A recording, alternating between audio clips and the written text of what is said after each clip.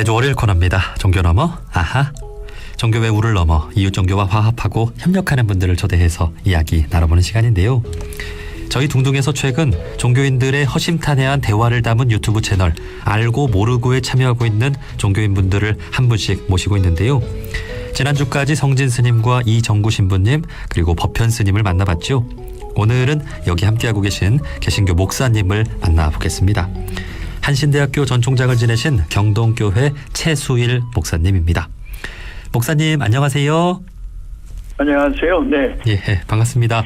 자, 먼저 저희 청취자분들께 간단한 소개와 인사를 좀 부탁드립니다. 예. 고맙습니다. 오늘 방송 청취자 여러분 안녕하세요. 저는 한국기독교장로회 경동교회 담임 목사 최수일입니다.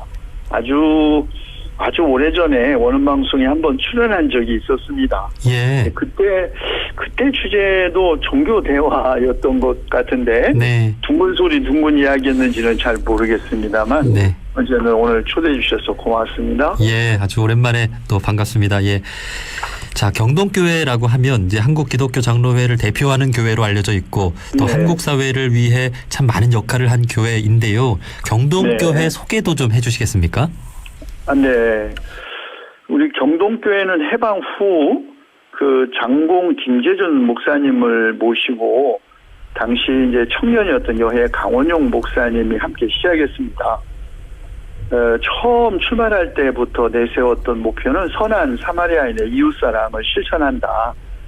그래서 지난 76년 동안 우리 한국교회의 성숙한 갱신과 또 한국사회 민주화 그리고 종교 간 대화를 이제 추구해 왔죠. 근데 특히 경동교회 하면은 그 창립 인물인 여해 강원용 목사님과 뗄 수 없는 관계가 있는데요. 예. 목사님이 교회를 세우신 분이기 때문만이 아니라 사실은 경동교회 그 역사 자체와 뗄 수 없는 관계를 갖고 계시기 때문입니다.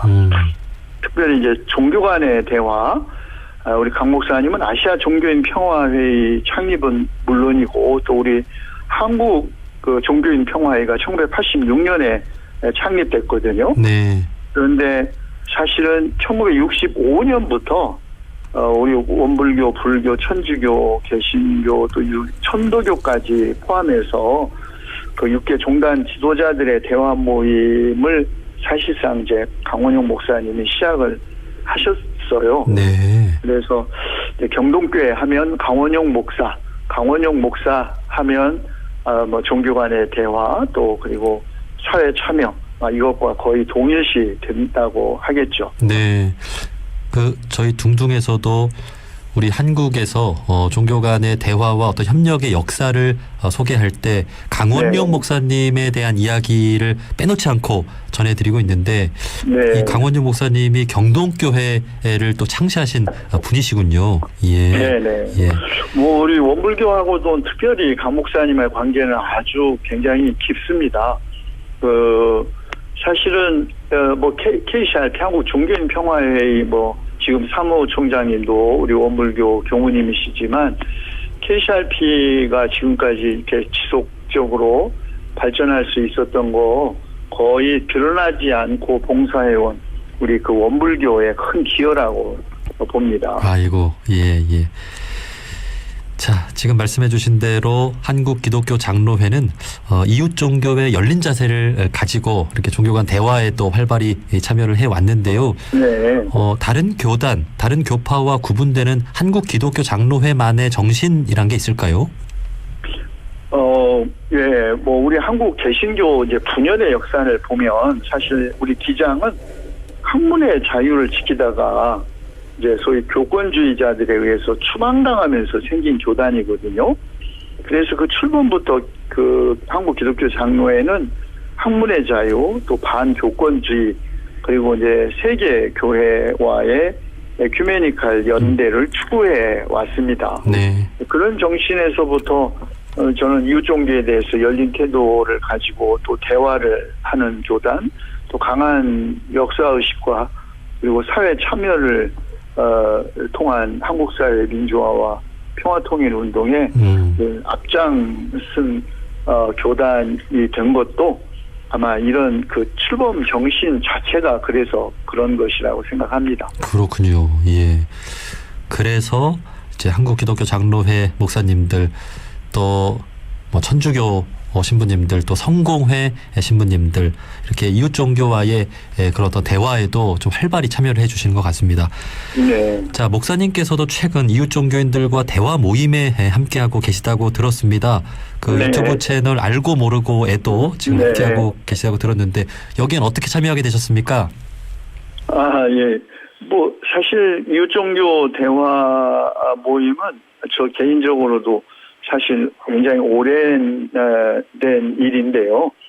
제가 1970년대 크리스천 아카데미 청년사회와 대화 모임을 책임진 간사였거든요. 아, 그래요? 네, 그래서 그때부터 이제 종교 간 대화, 특별히 이제 우리 예비 성직자 교육 등도 같이 했어요. 그래서 세어보면 뭐 한 벌써 40년이 넘게 어쨌든 종교 간 대화에 직간접적으로 참여를 했는데요. 제가 91년에 이제 그 독일에서 귀국한 후에 지금 이제 한국 종교인 평화회 대화위원 혹은 때로는 이제 비상근 사무총장으로도 일을 했고, 네. 그래서 이제 그 경기도에도 종교인 평화회의가 없어서 이제 경기도 종교인 평화회의를 사실 제가 홍창진 신부님하고 세영 스님하고 조직을 했는데 이번 우리 그 알고 모르고 유튜브 프로그램은 사실 전적으로 우리 홍창진 신부님의 와의 인연이 계기가 되었어요. 네. 뭐 법연 스님은 이제 제가 한국 종교인 평화회 종교간 대화위원회에서 만났고 또 성진 스님하고는 홍 신부님하고 함께 각 세계의 종교들이 성질하고 혹은 역사적 의미가 있는 어떤 특정한 공간에 대해서 우리가 함께 새 종교의 입장에서 그 공간 탐구를 해보자라는 그런 프로젝트도 같이 한 경험이 있고요. 이종구 성공의 신부님은 저 신학교 후배로서 아주 오래전부터 친하게 지내고 있습니다. 아, 그렇군요. 예. 이렇게 오랜 시간 이웃 종교인들과 함께 해온 그런 경험을 또 갖고 계시는데요. 그 이제 목사님께서는 한신대 전 총장도 지내셨잖아요. 네.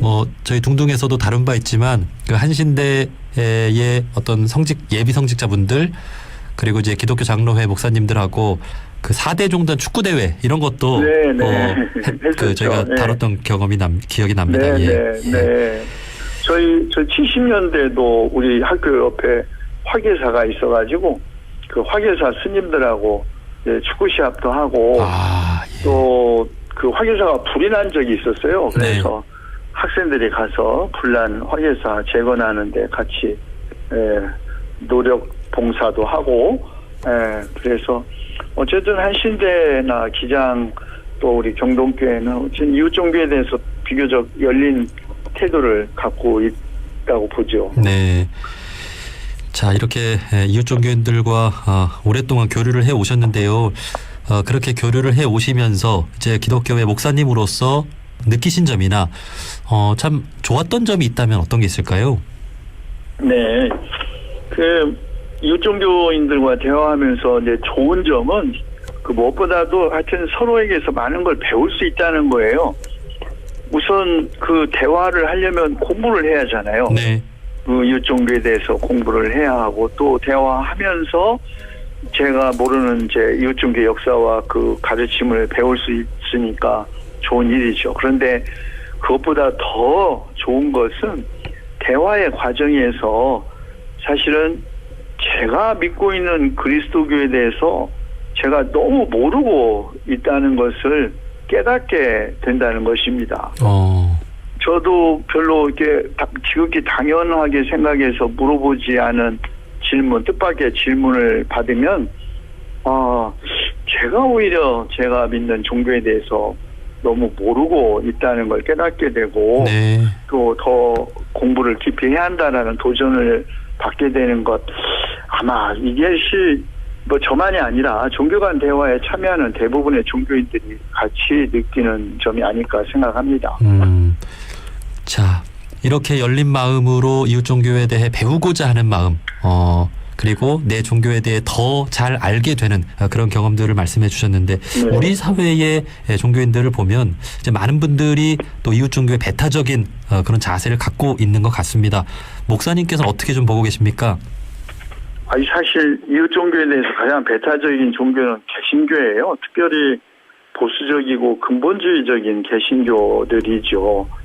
이런 사람들이 대개 이웃 종교를 악마시하거나 이웃 종교인들을 개종의 대상으로 생각하는 경향이 있습니다. 무지해서 그럴 수도 있고 아니면 정말 잘못 교육을 받았기 때문이죠. 아주 우리 사회에 깨어오는 부끄러운 일이지만 뭐 불상훼손 사건, 뭐 사찰 방화 사건 등등 이런 일들이 개신교 근본주의적이고도 보수적인 집단에 의해서 제기되고 이런 종교들의 그 오해와 갈등이 폭력으로 비화되는 건 정말 불행한 일이죠. 그래서 그 독일의 가톨릭 신학자 한스 킹은 그 종교들의 평화 없이는 세계 평화가 있을 수 없다 이렇게 말하면서 이웃 종교에 대해서 배타적이고 뭐 그런 적대적인 공격적인 태도를 취하는 건 사실 그들이 믿는 종교 본연의 가르침에도 어긋나는 일이죠. 네. 그래서 뭐 자비와 사랑과 관용을 주장하면서 그 종교가 다르다는 이유로 다른 사람을 차별하나 적대하는 것은 자가당착이죠. 정말 자기 모순이고요. 네, 네. 자, 그렇다면은 이제 기독교인들이 이웃 종교를 어떻게 대해야 하는지 예수님의 가르침을 좀 생각해 보면 좋을 것 같습니다. 성경에 혹시 뭐 예수님이 이웃 종교인을 만난 어떤 일화 같은 게 있을까요? 예수님 당시에 예수님은 유대인이고 유대교 이제 신자였죠.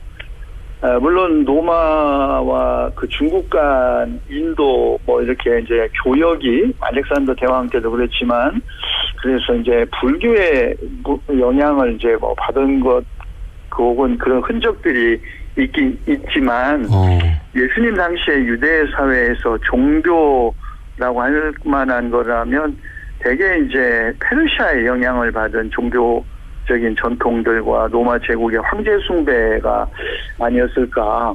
이슬람은 뭐 7세기, 6세기에 이제 일어났고, 또 예수님이 힌두교나 불교에 대해서 뭔가 알고 계셨는지는 잘 모르겠습니다. 뭐 네. 그런 설도 있어요. 뭐 아기 예수님이 뭐 인도까지 가서 그 뭐 배우고 왔다 뭐 이런 이야기도 있는데, 네. 그건 뭐 확증될 수 있는 것이 아니고 어쨌든 예수님의 이웃 종교에 대한 태도는 사실 넓은 의미에서 타자에 대한 예수님의 태도에서 간접적으로만 확인할 수 있을 텐데요.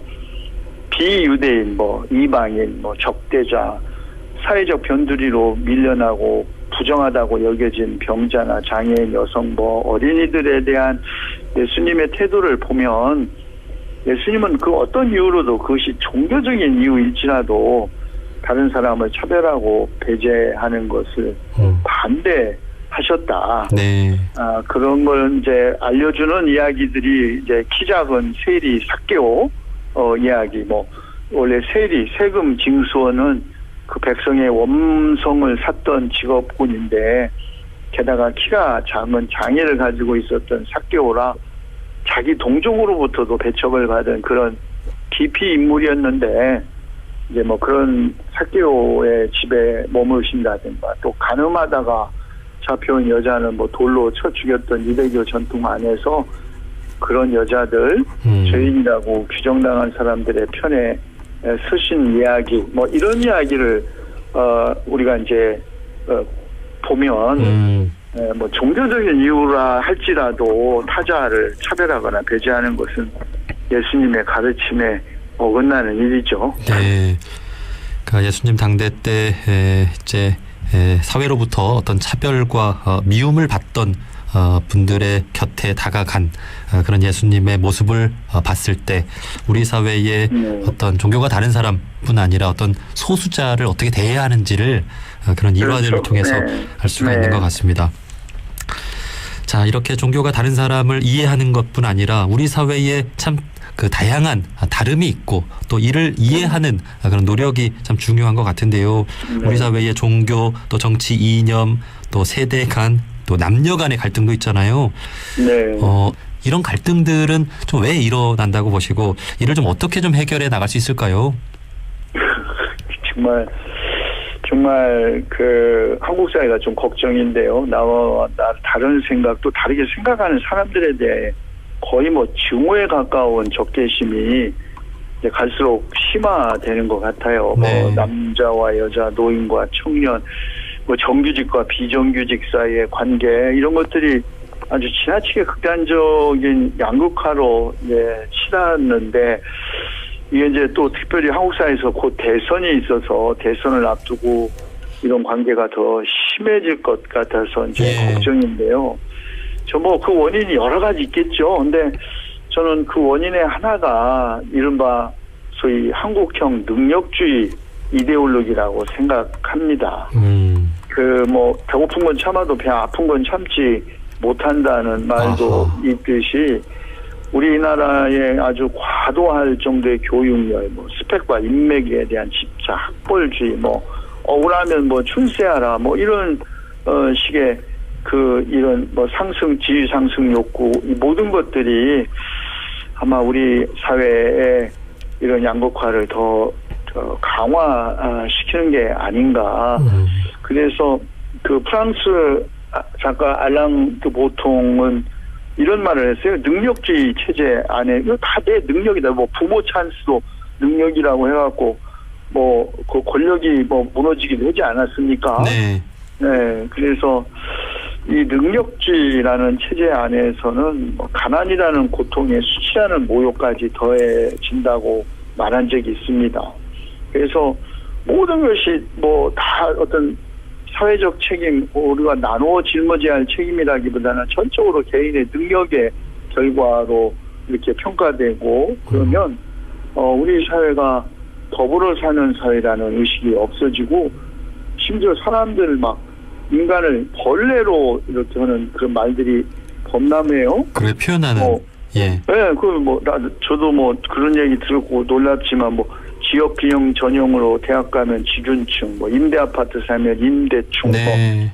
뭐 월수비 200만 원 이하면 200층. 이게 도대체 이게 인간을 아주 이렇게 비하하고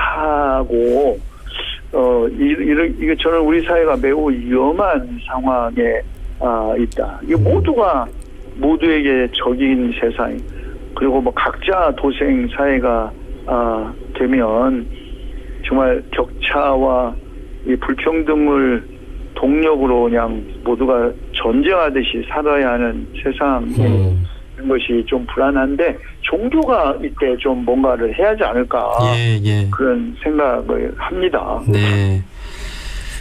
정말 목사님 말씀해 주신 대로 우리가 배고픈 건 참아도 남들이 나보다 더 잘 되는 것은 못 보는, 배 아픈 건 못 참는, 배 아픈 것은 못 보는 그런 사회인 것 같습니다. 최근에 그 세계적인 인기를 끌고 있는 드라마 오징어 게임도 우리 한국 사회를 그대로 좀 옮겨놓은 듯한 그런 느낌이 드는데 좀 다 같이 좀 그런 경쟁을 그만뒀으면 좋겠는데 1등이 되어야만 되는 그런 경쟁심이 너무 심하고 또 그런 상황에 또 처해 있어요, 다들. 뭐 지금 세상에 아주 오래된 삼성의 광고 카피가 있었어요. 그게 아마 외환위기 이후에 이른바 우리가 이제 그 전에 YS 때 세계화 글로벌라이제이션이 문제가 됐을 때 아마 그 광고 카피 다 기억하실지 모르겠는데 2등은 아무도 기억하지 않는다. 그런 광고가 있었습니다.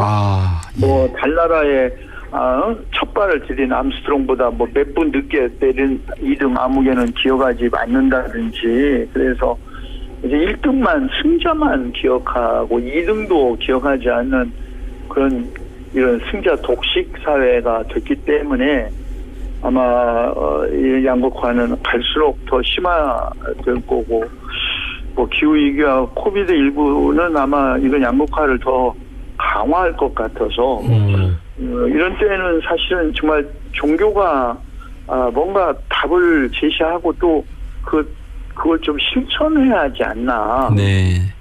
그럼 좀 그런데 참 유감스럽지만 종교가 오히려 그 체제 안에 편승한 것이 사실 진짜 더 좀 걱정이죠. 네, 네. 우리나라의 절반 가까이가 종교인인데 이런 세상을 좀 바꿔내지 못하고 함께 지금 편성해 가고 있는 그런 모습을 또 반성할 필요가 있을 것 같습니다. 자, 그런 만큼 앞으로 정신 똑바로 차리고 우리 또 종교인들의 어떤 역할이 참 중요하다는 그런 자각을 해야 될 것 같습니다. 목사님 말씀해 주신 대로 대선을 앞두고 더 나와 다른 진영에 있는 사람을 혐오하고 좀 미워하는 그런 또 일들이 많아질까 봐 또 걱정이 되는 요즘인데요. 마지막으로 우리 청취자분들께 좀 당부하고 싶은 말씀 있다면 마지막으로 한 말씀 해 주시죠. 네. 아마 지금 이렇게 극단으로 치닫는 한국의 현실을 아마 생각 있고 의식 있는 모든 청취자들은 다 같이 걱정하고 계실 거예요. 그래서 그래도 이런 세상에서 이웃과 지구의 미래를 위해서 또 배려하고 격려하는 좋은 세상을 만들어야 한다. 이런 자각은 이제 종교인들이 더욱 강하게 가지고 있다고 생각합니다. 그래서 서로 종교인들 간에라도 먼저 갈등을 해소하고 대화해야 하고, 그리고 또 우리가 믿는 각자의 종교적 근본 가치에 충실하게 살아야 한다. 저는 그것이 전부는 아니어도 그래도 어쩌면 우리에게 희망을 주는 아주 소중한 길이라고 생각하는데요. 저는 우리 원불교가 사실 그동안 쌓아온 열린 마음의 대화와 또 그걸 통해서 획득한 그런 사회적 신뢰가 있다고 저는 봐요. 그래서 그런 우리 원불교가 우리 한국 사회의 이런 종교적 사회적 활동 해소할 수 있는데 매우 중요한 역할을 할 수 있는 종단이라고 믿습니다. 네, 네. 원불교뿐 아니라 당연히 이제 목사님 계신 이제 한국 기독교 장로회를 비롯한 개신교 또 불교, 천주교 우리 모든 종교가 다 함께 그런 정신을 가지고 역할을 잘 해나갔으면 좋겠습니다. 네, 기대합니다. 네, 고맙습니다. 여기까지 말씀 듣겠습니다. 한신대 전 총장을 지내신 경동교회 최수일 목사님이었습니다. 목사님 고맙습니다. 네, 고맙습니다.